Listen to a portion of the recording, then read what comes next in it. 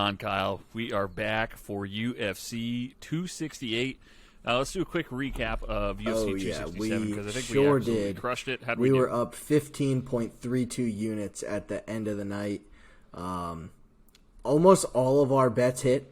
The only bets that did not hit were prop bets. We lost Verna by TKO. We lost 0.5 units there. We lost on Zubaira 0.5 because we had him by TKO. And we lost a prop, a TKO prop that we had a unit on. Those are the only things that lost, and we absolutely crushed it. Our max bet hit easy with Khamzat. I don't know why DraftKings offered that prop by TKO, KO, DQ, and sub. Pretty much if Khamzat wins inside the distance, you can bet on him. And then I said it. I tweeted it out. I said, we're going to all regret not taking Peter Yan at minus 210 here. And, I don't think we'll see that number again anytime soon. No. Because Yan looked like he was the Terminator. He was the guy who was made of molten metal. Who doesn't matter what you throw at him, you shoot him in the face, the shotgun, his head just fucking and then our guy reforms, Glover, and he keeps coming at you. What a fucking title run! It was easy, dude, and just such a good story. That was an easy win. Awesome, awesome win. Couldn't be happier for a fighter. Oh yeah, Connecticut, repping Connecticut. Great guy. Yeah. Nutmegger. Yes, let's go. Let's get right into the first fight of UFC 268. We have Ode Osbourne at minus 175, CJ Vergara plus 150. Let me pull up the DraftKings on this. CJ Vergara is 7,500 on DraftKings, and Ode Osbourne. This is an interesting fight. We recently won some money on CJ Vergara. On Dana White Contender Series. He was an underdog. He was, I think, plus 155 in his Dana White Contender Series fight, and he won by knee to the body right away. I think 50 seconds into the fight. He's an exciting fighter to watch. Yep. He has wins such as spinning back kick, followed by a flying knee. The kid goes for it. He's really tough. He shows his toughness in a lot of his fights, meaning he does take some punches. But he's willing to drag his opponents into deep water, get them tired, and he still is able to come. And he usually finishes his fights later in the fight. Maybe he's made some improvements, and we're going to start seeing those earlier finishes like we did on Dana White Contender Series. But he's no joke, and he's fighting Ode Osbourne, who we just recently lost money on against Manel Kape. He got starched by Kape there. I was looking into his record a little bit. He's 9-4. He's super athletic, really long. Has a bunch of fancy submissions that when he gets a sub, they look real nice. Knocked out Jerome Rivera. That win is not holding up. Jerome Rivera's record's horrible. He's on a 4-fight losing streak, I think. And every time Ode fights someone decent like Kelleher or Manel Kape, he's lost. Yes. And so remind me, or I'm pretty sure I remember that Ode Osbourne's last fight, August 7th of this year, lost to that. He got absolutely by Manel destroyed by the knee to the face. Right, flying knee to the face. Fighting again in November. That is a little bit of I agree with that, and he's fighting a guy who's got power in CJ Vergara. Another interesting thing about Ode Osbourne, he moved to Syndicate MMA, which I like Syndicate MMA, but he moved there a month ago. Yep. Why do you change camps so close to a fight? Right. Yeah, that's something that's a red flag for a fight. I'm probably just gonna watch this one. I don't think I'm gonna bet it. Definite stay away one thing to note, though, I'm pretty sure the books got absolutely crushed with all of the favorites winning last week, or a lot of them. So be on the lookout for the sketchy lines, and I think this is a little they want you to take fishy, Ode, little you're trappy saying? here. Yeah, I could. Yeah. Well, if people are Right. just betting favorites every second I can week totally in a row, see that. they're like, every favorite. I think I'm going to stay away. If I had to pick, I'm picking Vergara. Yep. Same. All right, next up we have Melsick. Yep. How the hell? Bogdazarian. Does that sound right? Sounds right to me. Going up against Bruna Souza. Bogdazarian is -300. Souza is +240. And on DraftKings, we have... Where is he? Yeah. He's not even on here. I'm not sure if this fight got moved or not. So, all right. Let's just double check that really quick. They still do have it up. 14 and 12 on here. No 13. Yeah. Because this fight isn't coming out. No, TJ Laramie out, Bruno Souza in against Melsick. So that's why it's not up. Okay. So Bruno Souza last minute replacement against Melsick Bogdasarian, and Bruno Souza's in for it. Okay. Bogdasarian is a monster. We saw it against Colin Anglin in his last fight, KO in round 2. Super athletic, and he's going up against a guy in Bruno Souza though who is Lyoto Machida's prodigy and the current LFA champ. I just remember liking Melsick a lot in his last fight. Like I was like, oh shit, this is a guy that I want to bet on. I have to do more research. Yeah, I have to do more research into Souza before I make that bet. Not here, though. So as of now, this is another stay away.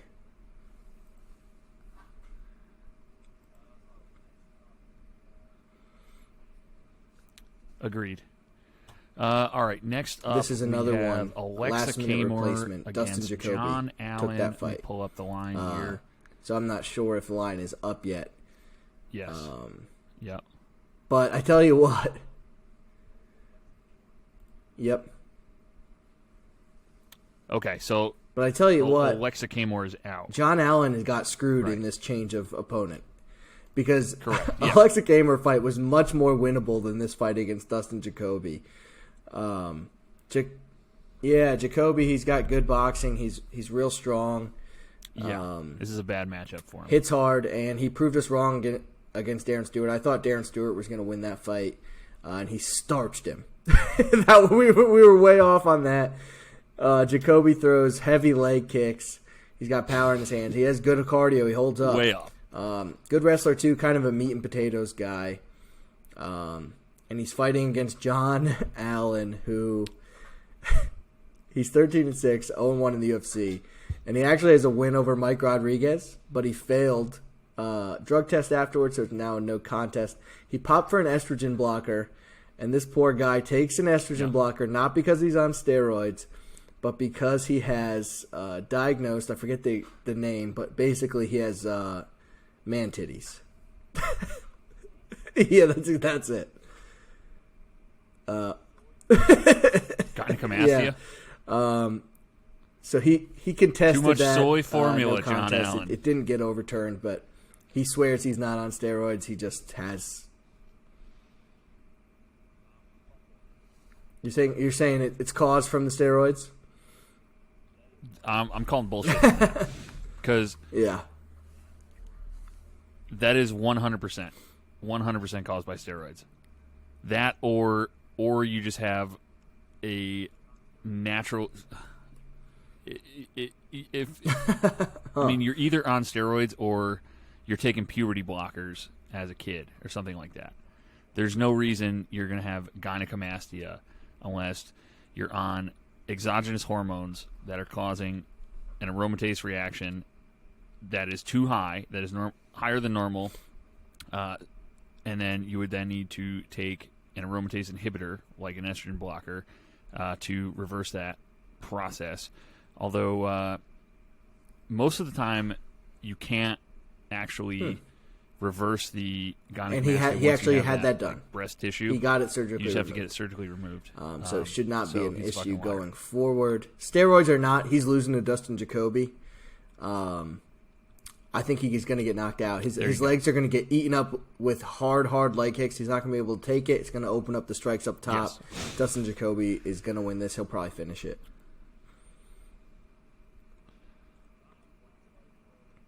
Yeah. And John Allen's last fight was Roman Dolidze when that was kind of a boring fight, if I remember correctly, when Roman Dolidze had him just up against the fence and Roman kneeing the absolute Roman's fuck a out of guy his hamstrings who hasn't looked as good as we thought he was going to be for 15 straight minutes. So I think something similar.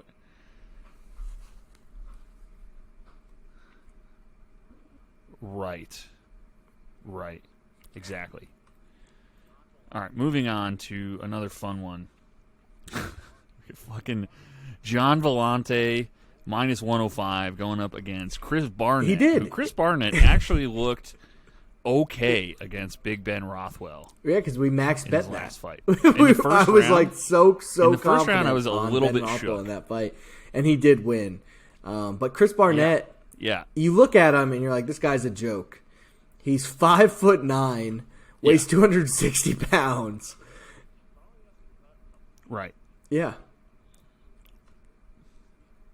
He probably has to cut a couple pounds to make 265 because when you see him on his last fight against Ben Rothwell, and Chris Barnett's shorter than me. Men right now. Neither one of these however, guys he has a 75-inch reach. The dude has freakishly long arms. He's also way more athletic than you would think. This dude can do things you would not expect a guy at his size to be able to do. He has very fast hands. We saw that in the last fight. And he's fighting John Villante, who is not a heavyweight either. Spent most of his career at 205. We lost Scotty here. We lost Scott. We'll get him back. I'm sure he's coming in right about now, but we'll just keep going with the breakdown. John's not a heavyweight either. I spent most of his career at 205. He's 0-2 at heavyweight, and you have to wonder if he's putting in the effort at heavyweight. I don't think he is. He does train with Matt Serra and those Ray Luongo and those guys. I usually take a positive after having a teammate on the card, but I'm not going to put too much stock into it here because he's a lightweight versus John Villante, who is a heavyweight now, and Scotty's back. He's back. I just kept going. We'll just keep it rolling. Good. I did not. I said I'm questioning his heart here, whether he still wants to do this, whether he's still putting in full-time commitment because he has no business being a heavyweight. He will be the bigger guy here for the first time. Right. 205. He used to fight at 185. 205. Okay. Yeah, who I was John thinking of the Villante just lost to. You're thinking of oh man. Yeah. He's the guy who used to fight at 185. He used to fight at 170. Stopped jogging. Jake Collier. Yeah, and he actually beat John Villante. Yes. Jake Collier hasn't looked bad at heavyweight. It's a little weird. But I got Chris Barnett here. I think he's going to catch John Villante with a big shot, and I think he's going to knock him out. I'm going to refuse to bet on a lazy John Villante. Nope. Right. Nope. We just kept I didn't miss anything then. Awesome. Okay. All right. We should have another pretty straightforward one next in Ian Garry, minus 340, going up against Jordan Williams at plus 270. And on DraftKings, Garry is 9,500. Williams is 6,700. And I think fucking Ian Garry just beats the shit out of Jordan Williams. Jordan Williams is not good. He also has diabetes. We've talked about this before. It hurts him every time. He can't really cut too much weight. He got dominated by Mickey Gall. Did we lose? Oh, I thought we lost you again for a second. Yes. Still here. Nope, still here. The one thing Jordan Williams does have, he has some power in his hands, but that's about it. That's all he's got. And then Ian Garry, is he the new Conor? Irish fighter, 7-0, 5 finishes. He's only 23. And he's the Cage Warriors champ. Might be the next. Interesting story I was just reading about with Ian Garry. Before his Cage Warriors championship fight, his team abandoned him. He was no longer allowed to train with his team. He did not go into detail on what happened with that. So it's kind of a red flag. Why did that happen? I don't know. Ian Garry was coming off a knee injury at that time. He decided to go forward with the fight. It almost got canceled because he at one point had no corner. He just ended up asking his friend to be his cornerman, told him the game plan. His friend got out there, and Ian Garry won the Cage Warrior Championship with no team. He won that fight, got the UFC's attention, moved to the States. He now trains at Sanford MMA, and he's been training with the likes of Henry Hooft, who has been working on his stand-up, but he's also been working with Gilbert Burns and Michael Chandler, and they've been saying they've been just drilling him on wrestling and MMA grappling. And they're saying this kid's going to be legit. I have to agree. I think Garry rolls here. Yes. Yep. Easy. Yeah. Probably a good DraftKings play. Along with maybe Chris Barnett, who I did not get to the DraftKings prices. Let's see here. Chris Barnett, 8,300. John Villante, 7,900. Moving on, we have Edmen Shahbazyan is plus 105 against Nassourdine Imavov at minus 125. And on DraftKings, Shahbazyan is 7,700. Imavov is 85. This is an interesting fight. Somehow Edmen Shahbazyan is still only 23 years old. Yeah, because he's been fighting crazy, a while. Man. He's had like 50 he was fights. known originally as the guy who trained with Ronda Rousey. He's overcome that. He's got some good wins in the UFC. He beat Darren Stewart. He beat Charles Byrd. He beat Jack Marshman, and he knocked the fuck out of Brad Tavares. Even though that kick was partially blocked, he still knocked the fuck out of him. He's now on a 2-fight losing streak, but to two really good fighters in Brunson and Jack Hermanson. And I remember saying in the Hermanson fight that I will bet Edmen's next fight because and I think we were on. And Shahbazyan. he showed tremendous heart in that fight. And I think we were would not stop fighting for our money, and that's what I love to see. He was, and against Jack Hermanson, I'm pretty sure the final 4 minutes of the fight, Jack Hermanson was on him in full mount, just pounding his face into hamburger meat, and they didn't stop the fight. They didn't, and he lost to two wrestlers in his last 2 fights. And guess what this kid did? He didn't quit. He now trains at AKA. He's training with the Russians. In a recent Instagram post by Edmen Shahbazyan, he congratulated Islam for his win at the last card and said, "See you boys in Dagestan soon." So Edmen is not scared to roll with the Russians. I love seeing that. He's got the work ethic. He's got the athleticism. He's got the striking. He's got the toughness. If he could just shore up that wrestling, this kid's a problem. And at 23, he could still learn so much. He's so young. He's somebody I like. But he's fighting another guy that I'd like in Imavov.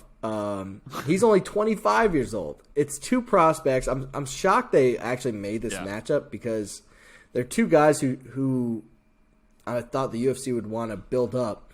Now one of them is going to get another loss. Right.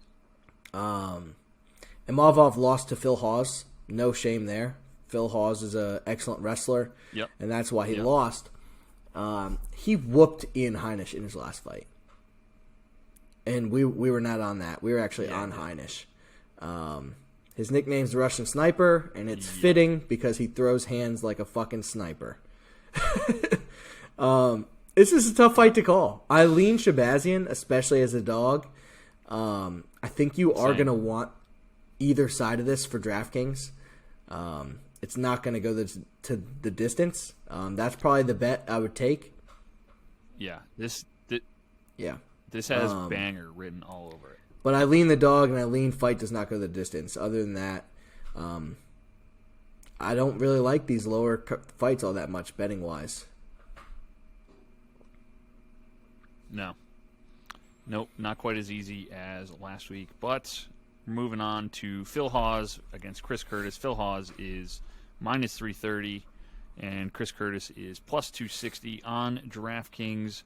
We're looking at 6,800 and 9,400 for Hawes, 68 for Curtis. It should be, especially if he goes to his wrestling early. Chris Curtis won't have an answer for that. Yeah. Chris Curtis was accepted this fight against Phil Hawes actually on 2 days' notice. Made weight, and then Phil Hawes did not accept the fight. I think Phil Hawes knows he's trending towards a title run. He's got a few wins under his belt in a row now, under some good guys like Kyle Dawkins. He's got the wrestling, he's got the fast twitch, he's got the power, and he didn't want to risk it against a guy in Chris Curtis who's dangerous, especially on the feet, somewhere where we've seen Phil Hawes get rocked before. We were going to bet against Phil Hawes in his last fight, but that was because he didn't have the wrestling. Well, he might have had the wrestling edge, but wrestling would have been closer in the last fight. This one, he has a clear path to victory with wrestling, and I think he uses it. The minus 330 price tag kind of scares me. I will use him in a parlay to kind of get that price tag down. But yeah, Phil Hawes, I like him. I like him probably by finish. He'll probably finish this guy. Yeah. And I think a Melsick, Garry, and Hawes parlay is looking pretty spicy. Yeah. All right, moving on. Iaquinta going up against Bobby Green. Bobby Green is a little bit of a favorite here at minus 170. Iaquinta is sitting at plus 145. And let's see here. On DraftKings, Iaquinta is 7,600, and Bobby Green is and this is a real 8,600. tough one to call. Two fighters who, honestly, they're pretty similar. They have both fought really tough comp. They both will never get a title shot. The only reason Iaquinta got one was the last-minute replacement against Khabib, and he actually looked pretty good. Yeah. I'm pretty sure he got fucking paid for that. But Raging Al, he's not scared of anyone. He is 34 now. And he's been away from the sport for a while. He's been focusing on real estate. He's a real estate agent. Yeah. Kind of interesting. He did compete in Submission Underground in a grappling match against Mike Perry, who's way bigger than him. I don't know why that got sanctioned, but the match went to OT. He fought Mike Perry tough, even though Perry was so much bigger than him. The weigh-ins for that, Mike Perry was smoking a cigarette and blowing the smoke in Al Iaquinta's face. This is pretty ridiculous. He's facing Bobby Green, who brings that Diaz style and the attitude to the cage. There is a bet that I like for this, and it's not on either of them. It's that this fight goes to decision. Neither one of these guys gets finished. I was going to say ever. Yeah. So I love the decision prop. It'll probably be like minus 200. But it's still worth it. Right. Yeah. Yeah. I agree. This is a tough one, and like you said, the thing that gives me reservations on Raging Al is that he doesn't really need the money for this. I just don't think he's going to be quite as hungry as Bobby Green, who Raging Al has his real estate empire in trains with Ray Luongo Jersey. and Matt Serra. Yeah. So he's crushing it over there, and he's it seems like he's doing this more for fun. So, and if he loses, no big deal. He still has his own business. All right. Moving on to the featured prelim. Andreas Michailidis, plus 210, going up against Alex Pereira at minus 260. Michailidis is 7,100, and Pereira is 9,100 on DraftKings. Oh, yeah. This is a hammer bet. Alex Pereira. If you don't know who this guy is, he's a Brazilian kickboxer. Yeah. He's only 3-1 in MMA. But this is the guy who knocked Israel Adesanya out in kickboxing. He's an absolute monster. And he's moved over. He now trains with Glover Teixeira, the champ, to shore up that grappling. Glover Another said, Danbury guy. This is a quote from Glover. That is a scary guy, He is scary with those 4-ounce gloves. Very strong, very powerful, and very dedicated. He's incredible, man. The way he learned things, this is the first fight in the UFC. Probably there's little nerves, little everything, but no doubt he's going to be a top contender very soon. I think Michailidis is a great first opponent. He's not necessarily known as a grappler, and Alex Pereira is going to knock him the fuck out. It's going to be awesome. I'm looking forward to this one a lot. Yeah, I agree. I absolutely agree. Moving on to Chito Vera, minus 180 going up against Frankie Edgar at plus 155. And we are looking at, where is he? Chito Vera is 8,800, Frankie Edgar 7,400 on DraftKings. What are we leaning here? We are leaning Chito, unfortunately. We got a 40-year-old Frankie coming in off a bad loss to Corey Sandhagen. But you know what? Yeah. This fight is going to be great. Frankie fights for your money. And Vera is a guy who's super scrappy. I'm high on Marlon Vera. I don't think that fight was fluky against Sugar Sean. I think he damaged the guy's calf, and that's why his ankle rolled. But yeah, I think Marlon is going to have the advantage in the striking, and Frankie could be hurt. I just don't know. This is another one where I'm leaning the over more than anything. I think it goes decision.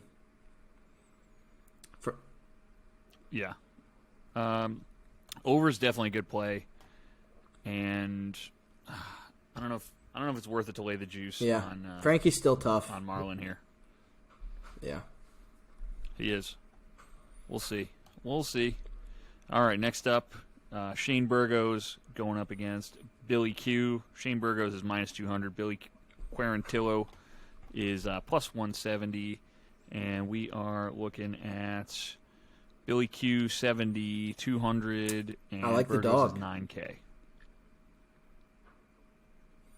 Billy Q. I was hoping you would say that. You said it earlier. Yep. Sometimes you can return a little bit too early from a knockout, and I think Shane Burgos is doing that. It's only been 6 months since that scary knockout to Edson Barbosa, where we saw Shane Burgos. Literally, it was the weirdest knockout I've ever seen. He got delayed knocked out.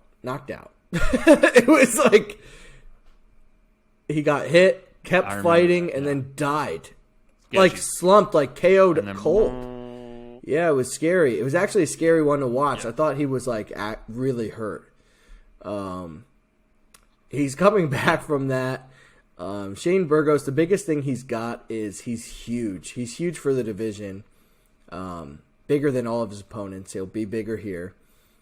He has good boxing, but he gets hit, and he gets hit often.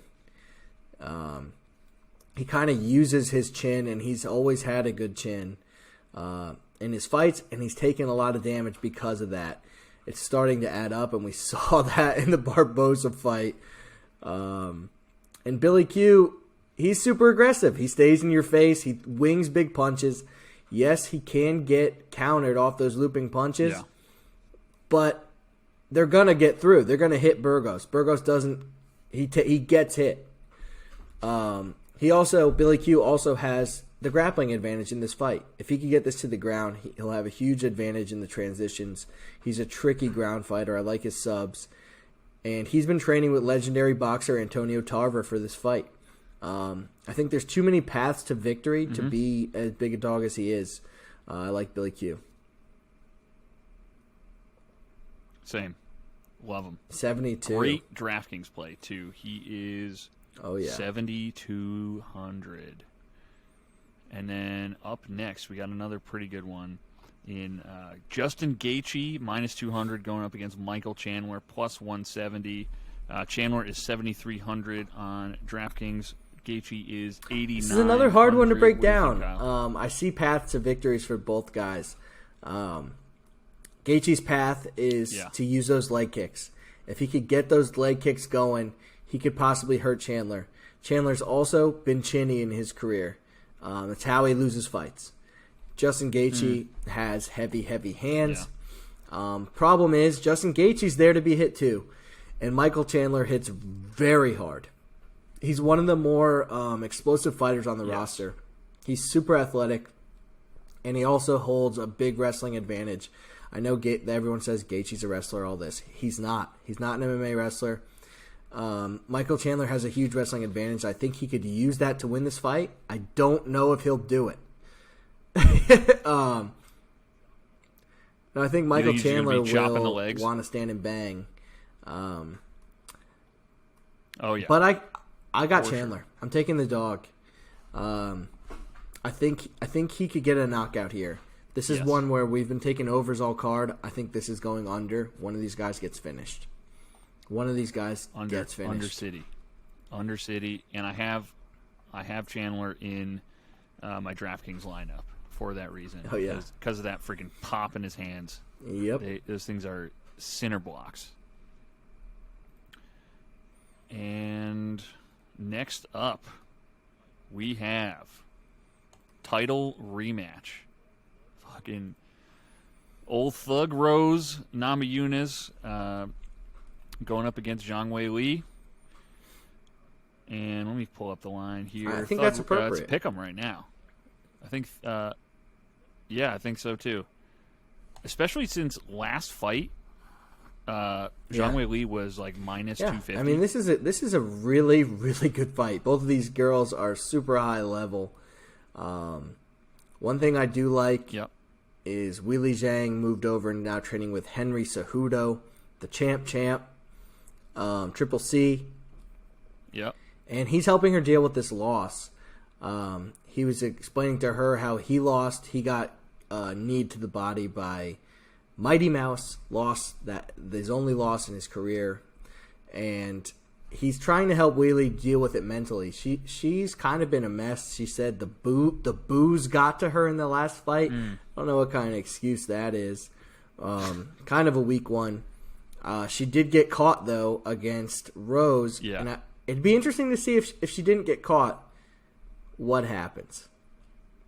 Right. If the fight lasted more than 5 seconds, Weili doesn't eat one Weili will be the stronger fighter right away. Rose does have the submissions, though. Yeah, I was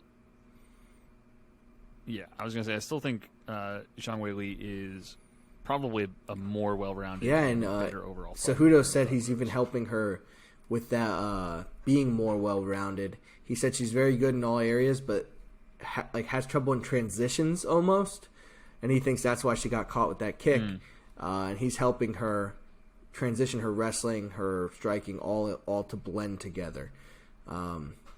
But Rose trains with Trevor Whitman, who he's got a couple other guys on this card, including Justin Gaethje. So they both have good coaches. It's a pick 'em for a reason. This is a super close fight. This is a trend on this card. I'm leaning the over. I think this goes decision. Same. I was going to say Zhang Weili by split decision, and they're going to get an instant 3-peat rubber match out of this. That is what Dana White wants. Speaking of split decision, more tickets. Meant to say the Raging Al Bobby Green fight. If you could find a split decision prop on that's going to split. Yeah. Hammer it. That's going to be a tough one to score. One that I don't think is going to be tough to score is the main event of the evening. Kamaru Usman minus 330 going up against Colby Covington at plus 260. Let me see what Usman is on DraftKings, 9,300, and Covington is 6,900. I think so, and I just rewatched their first fight today, and it was razor close. I mean, if that had gone to the judges, I don't know who wins it. Colby outstruck him, but Kamaru landed the harder strikes. It was super hard to judge. Colby's now denying that his jaw got broken in that fight. I think it did. I don't know why he's denying that. Colby's more of a caricature than anything. Wears the MAGA hat. He likes being the heel. And I think that Kamaru Usman has improved since that fight. I'm not sure Colby did. Kamaru also works with Trevor Whitman, and he's really improved his striking with him as his coach because the wrestling's already there. We all know the stories. Daniel Cormier used to say he used to see Kamaru Usman as a child just hanging around the Olympic team, the Olympic wrestling team. The wrestling's there. And I actually think that we might see it. We didn't see any takedown attempts in the first fight. I think Kamaru Usman might take him down here just to prove he can. He doesn't have to. He said in the countdown show, he said, if I want to go in and smash Colby, I can. If I want to get into a war, maybe I will. So he's pretty confident everywhere. One thing I like to see is Kamaru Usman's power has really been coming on. And I think he finishes Colby. Yeah. I like Kamaru by finish. Yeah. Same. I'm with you there. Yeah, I like it a lot. It's a good card. It's not as good as last week. Yep. But we're gonna win some more money though. Definitely not. But I think we can still make some money. Yep. Yeah. You want me to go first for DraftKings? While you're going through. All right. From most to least here, expensive. We took Pereira at 9,100. Then we got Cheeto Vera at 88. Chris Barnett at 83. I think he gets a knockout here. Ooh. I did end up taking Thug Rose at 82. Yeah, a little spicy there. And then Shahbazyan at 77. And then Michael Chandler at 73. And that leaves me 600 on I like the table. that team. It leaves you 600? Yeah, so that team, not many other people should have the same team if you're leaving that much on the table. My team, I'm just finishing it up right now, and this is what I got. I'm leaving $3,000 on the table. Differentiate yourself. Differentiate yourself on a massive card. Oh, boy. So starting off, I got Kamaru Usman. I think everyone's going to pick him. He'll be super popular, but he'll score 1 million points, so you got to take him. After that, that's where I'm dropping down all the way to Weili Zhang. If she wins, she'll score big. I like her. After that, I got Edmen, 77. I think he could get a knockout here in this fight, so he can score big as well. I'm then going the slight dog in CJ Vergara over Ode Osbourne. Again, if he wins, I think it'll be by finish. We're then going to Michael Chandler. He's going to knock out Gaethje and round it out with Billy Q. Yep. Billy Q scored 141 points in his last fight. Dude is just volume, constant pressure, so he's a good DraftKings play. Yeah. And yeah, that leaves $3,000 on the table. I like it. Yeah, and if you take that stack and you make a couple alterations here and there, nobody else should have those lineups, and you can actually win the big prize if that hits. So that's a tournament strategy. It's not a cash strategy. It's completely different. And I will have another DraftKings email out this week because this is such a big card. We're going to start doing more of those. Yep.